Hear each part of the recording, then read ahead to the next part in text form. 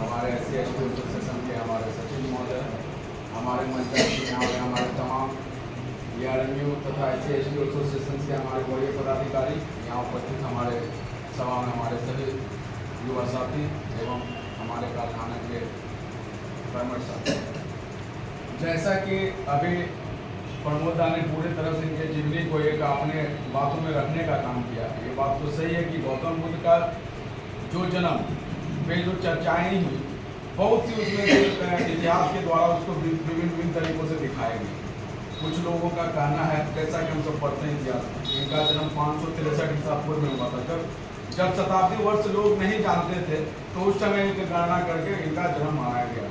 ये सभी लोग जानते हैं इनका जन्म लुम्बिनी नेपाल में हुई थी और ये बहुत राजा घर के परिवार से थे।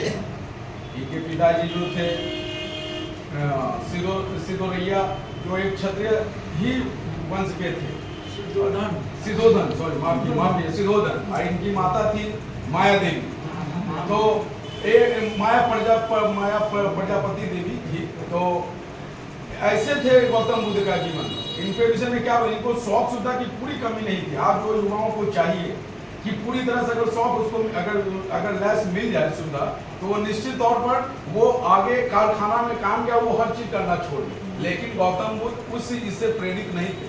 गौतम बुद्ध की जब शादी हुई 16 वर्ष की उम्र में, और जब इनकी शादी हुई तो इनके पिताजी ने इनके शौक के लिए 3 ऋतुओं के लिए 3 महल का निर्माण कर दिया। साथी 3 ऋतु आप किसको मानते हैं? जो ग्रीष्म ऋतु है, शीत ऋतु है और वर्षा ऋतु।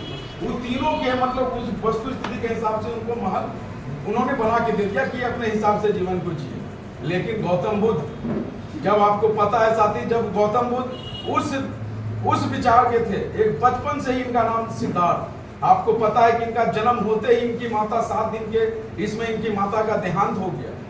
सिद्धार्थ का मतलब ही होता है कि ये हर सिद्धि को पाने वाला, जो करने वाला, हर कर्म को पाने वाला, वो नाम था सिद्धार्थ, जो कि इन्होंने भली भांति अपने जीवन में उन्होंने करने का काम किया। इनको प्रेरणा कहाँ से मिली आगे बढ़ने का, ये सब चीज सोचने की बात है। आज ये इतने बड़े परिवार से थे, जब ये अपने महल के जब बगीचा में गए पहली दफा, तो उन्होंने सर्वप्रथम देखा कि एक व्यक्ति जिसका दांत गिरा हुआ था, बाल पका हुआ था, टेढ़ा अवस्था में चल रहा, उसकी अवस्था में वो खो गए। वो बड़ा सोचने लगे कि ये व्यक्ति मतलब थोड़ा सा जवानी गया, दांत गिरा, बाल पका, शरीर टेढ़ा हो गया, वो चले गए। जब वो दूसरी बार फिर बगीचा में जब घूमने के लिए निकले दूसरी बार, तो उन्होंने देखा कि एक व्यक्ति जो चलने योग्य नहीं है और किसी तरह से बेजान अवस्था में किसी के भरोसे वो जा रहा है। फिर वो उस विषय में गंभीर अवस्था में वो सोचने लगे कि ये क्या हो रहा है।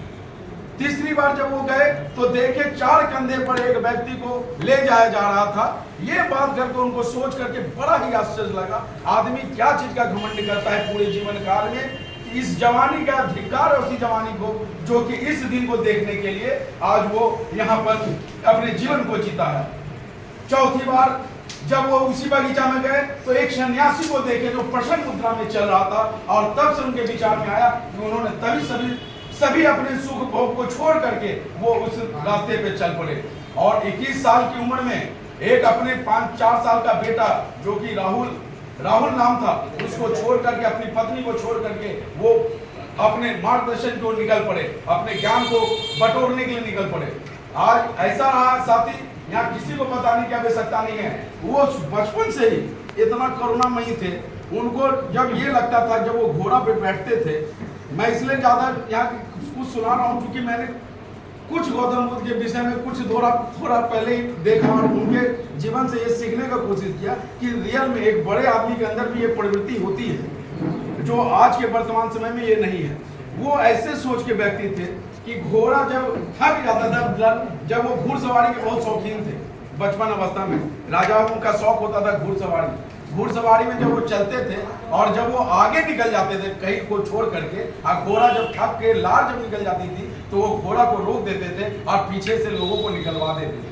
तो वो उनका व्यक्तित्व था, वो उनका चरित्र था। वो एक जानवर के प्रति, एक पालतू जानवर के प्रति भी उनकी चेतना थी, वो उसके बारे में सोचते थे, जो कि आज का वर्तमान समय में हमारे कोई भी साथी उनके आज बुद्धिज्म की बात करते हैं। बुद्धिज्म आज पूरे देश में, आप दादा ने बताने का काम किया, 32-33 कंट्री है, उसमें आज हमारा देश सही बात है, आज हम जापान, चाइना, आप कहीं भी चल जाइए, वहां पर बुद्धिज्म आज एक सबसे बड़ा, आज आप सनातन की बात करता है ये सरकार, हिंदू की बात करता है, बुद्धिज्म की बात नहीं करता। लेकिन जो बुद्धिज्म जो बिहार से फैली, बिहार से गई, आज पूरे देश का, विश्व का 15% लोग आज बुद्धिज्म को मानने वाले हैं साथी। ये है गौतम बुद्ध। और गौतम बुद्ध से आज सीखने की आवश्यकता है। आपने बचपन में कहानी पढ़ा होगा उंगली मार डाकू का, ये किसी से छुपा हुआ नहीं है। उंगली मार डाकू किस प्रकार का डाकू था, उसको इन्होंने अपने बातों से उनको बदल देने का काम किया। हम बस यही कहना चाहते हैं, ज्यादा समय नहीं, यहाँ पे हमारे बहुत से लोग हैं, हम अपने शिक्षा के अनुसार से आपके सामने बात को लाने का काम कर रहे हैं और यही करते हैं कि आज जो समय है, हमको भी बुद्धिज्म, हमको बुद्ध के जो प्रेरणा स्रोत है उनको आज समझने की आवश्यकता है और आगे उसको लोगों में भी प्रचारित करने की आवश्यकता है, उनके मार्ग पर चलने की आवश्यकता है कि हर चीज बल से नहीं जीता जा सकता, हर चीज को अपने ताकत के बल पे नहीं जीता जा सकता। लोग को अगर करना है तो एक विचार आपको रखना होगा। आज हम सब आज इस ट्रेड यूनियन के माध्यम से आज वो जगाने की कोशिश करते हैं तमाम शॉपों में। आज प्रशासन का जो तानाशाही रवैया है, सरकार की जो तानाशाही रवैया है, उसके खिलाफ में आज हम सब अपने एकता को बनाए रखने के लिए हम बस आपसे यही अपील करते हैं कि आप जो आपके लिए ट्रेड यूनियन यहाँ पर उपस्थित है, जो आपका एसोसिएशन है, उसके साथ चलिए, उसके साथ भरोसा कीजिए। आप भरोसा कीजिएगा, हमको आत्मबल मिलेगा, उस रास्ते पर हम चल पाएंगे और आगे अपना जो मंजिल है उसको प्राप्त करेंगे। आप ज़्यादा उसमें क्या कहूँ, इनके बारे में तो और भी कुछ बातें बताने की इच्छा है, लेकिन मैं आज इनको इस विशेष पावन दिन पर इनको नमन करते हुए और मैं इनके मार्गदर्शन पे चलने की हमेशा प्रयत्नशील आगे प्रयास करूंगा कि इनके मार्ग पर चल सकूं, इन्हीं चल शब्दों के साथ मैं अपनी बात को